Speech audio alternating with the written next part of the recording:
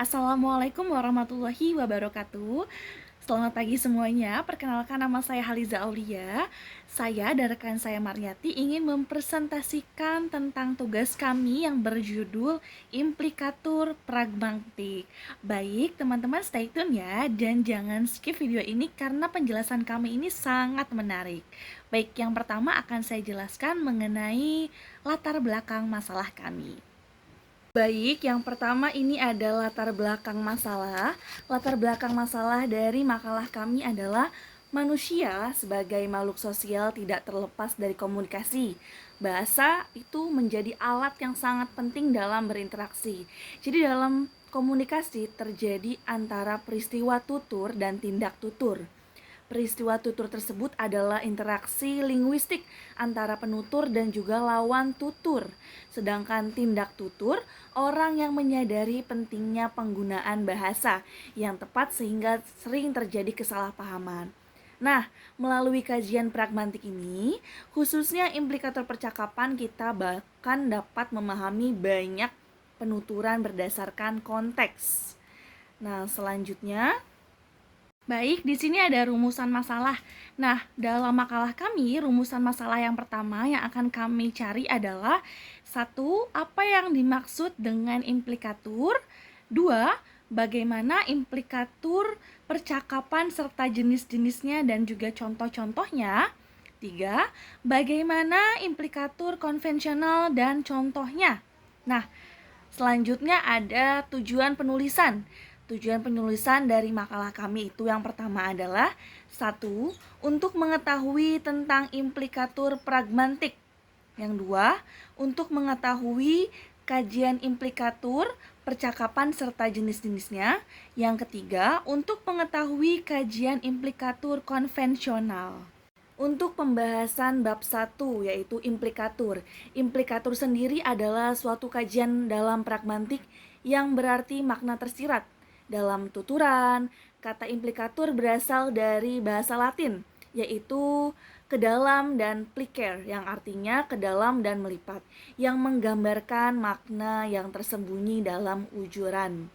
Menurut Rustono 1999, implikatur muncul karena adanya prinsip kerjasama dalam percakapan. Contohnya, ketika seseorang berkata, "Saya punya buku yang ingin saya baca." Saat diajak keluar, makna tersiratnya bisa jadi ia sedang menolak ajakan tersebut. Gris juga membagi implikatur menjadi dua, yaitu implikatur percakapan, tergantung konteksnya, dan konvensional, tergantung maknanya. Ada pembahasan yang kedua, yaitu implikatur percakapan. Nah, implikatur tersendiri yang sudah saya jelaskan adalah makna tersirat dari tuturan yang tidak ucap secara langsung. Contohnya, Diana sudah tidur, bicaralah dengan pelan. Maksudnya agar tidak mengganggu tidur Diana. Itu memiliki makna dalam kata tersebut. Syaratnya harus sesuai dengan konteks dan juga situasi. Ada yang pertama, satu, makna kuantitas, yaitu memberikan secukupnya informasi, tidak lebih atau tidak kurang. Contohnya, berapa jumlah mahasiswa di kelasmu? Jawabnya ada 25 orang.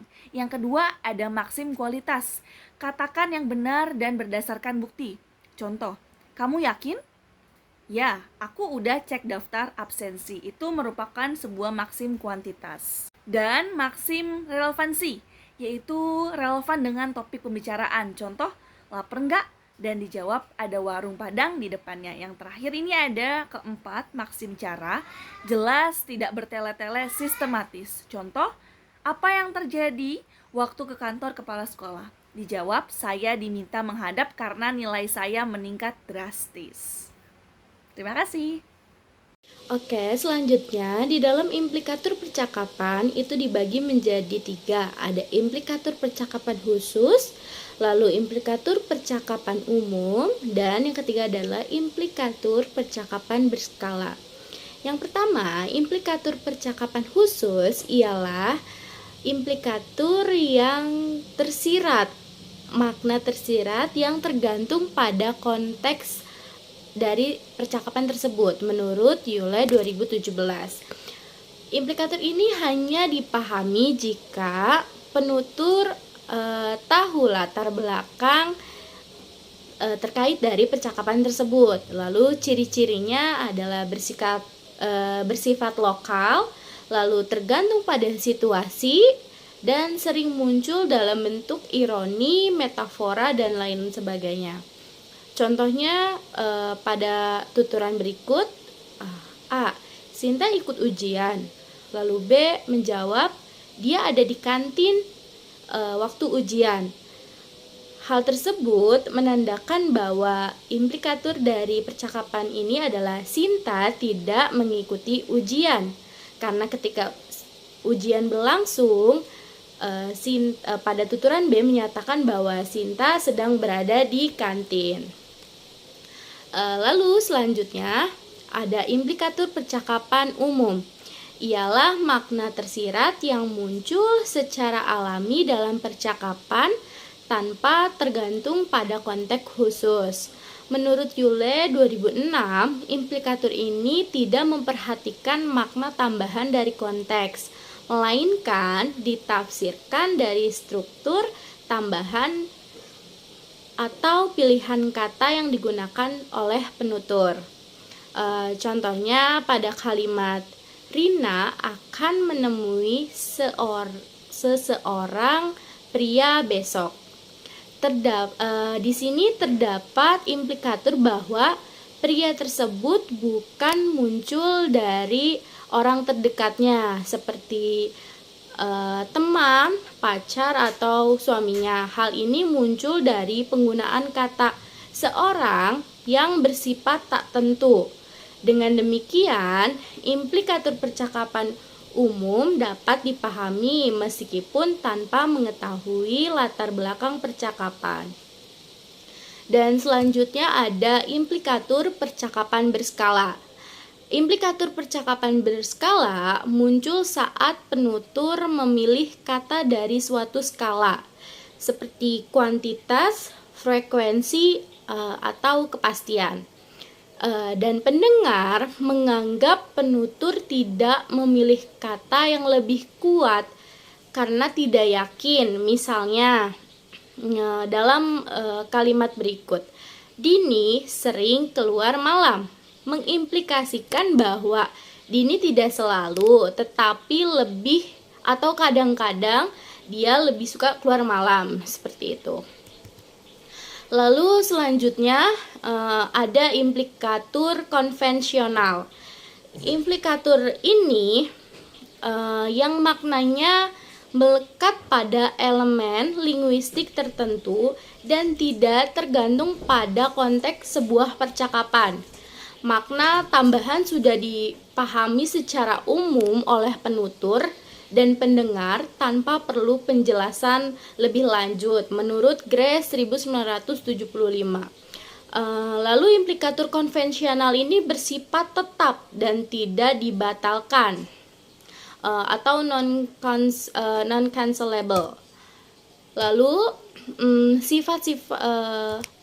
lalu ciri-cirinya ada tidak tergantung pada konteks percakapan, dan makna tambahan sudah menjadi bagian dari kebiasaan bahasa. Contohnya, dia pintar tapi malas. Di sini sangat kontras antara pintar dan malas.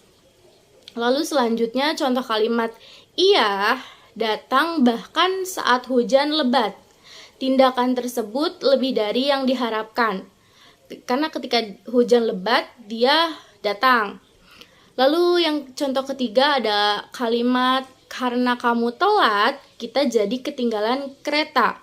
Kalimat di sini mengandung hubungan sebab akibat yang tidak bisa dihilangkan. Lalu selanjutnya ada sifat-sifat implikatur. Implikatur adalah makna tersirat dalam percakapan yang dipahami berdasarkan prinsip, konsep, atau konteks dan prinsip kerjasama. Lalu sifat-sifat utama implikatur ini ada yang namanya daya batal atau cancelability. Lalu implikatur dapat dibatalkan dengan pernyataan tambahan. Contohnya dalam sebuah kalimat, saya tidak bisa datang. Tapi kalimat tersebut bisa dibatalkan dengan kalimat tambahan, tapi nanti saya kirim hadiah. Lalu yang kedua ada sifat daya pisah atau detectability. Implikatur dapat dipisahkan dari kata literal. Contohnya, contoh kalimat saya sangat sibuk. Ini menandakan bahwa dia tidak bisa membantu. Lalu yang ketiga, daya kalkulabilitas. Implikatur dapat diprediksi berdasarkan konteks dan prinsip kerjasama. Lalu sifat selanjutnya ada daya kemustahilan. Implikatur dapat dibatalkan oleh konteks atau informasi tambahan. Lalu selanjutnya sifat implikatur ada bergantung konteks. Jadi makna tersirat itu tergantung pada situasi hubungan antar penutur.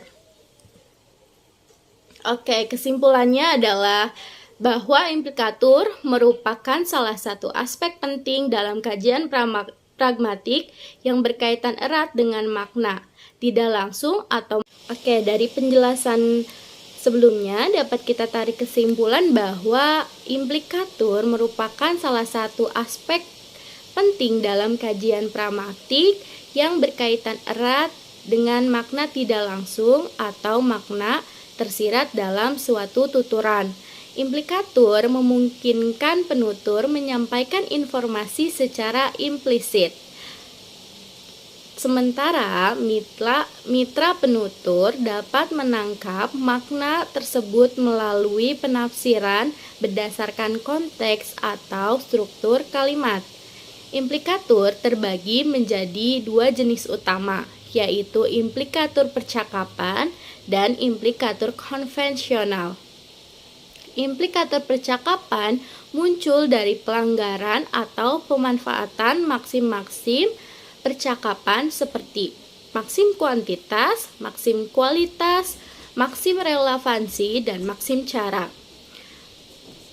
Jenis implikatur ini sangat tergantung pada konteks tuturan dan dapat berubah sesuai dengan situasi. Sementara itu, implikatur konvensional bersifat tetap dan melekat pada kata atau frasa tertentu. Artinya, makna tersirat dari makna konvensional atau semantik kata tersebut. Pemahaman terhadap implikatur sangat penting dalam kehidupan sehari-hari, khususnya dalam memahami maksud sebenarnya dari ucapan seseorang. Hal ini juga penting dalam bidang pendidikan bahasa, penerjemahan, linguistik, dan komunikasi, karena mampu meningkatkan keterampilan interpretasi dan berpikir kritis.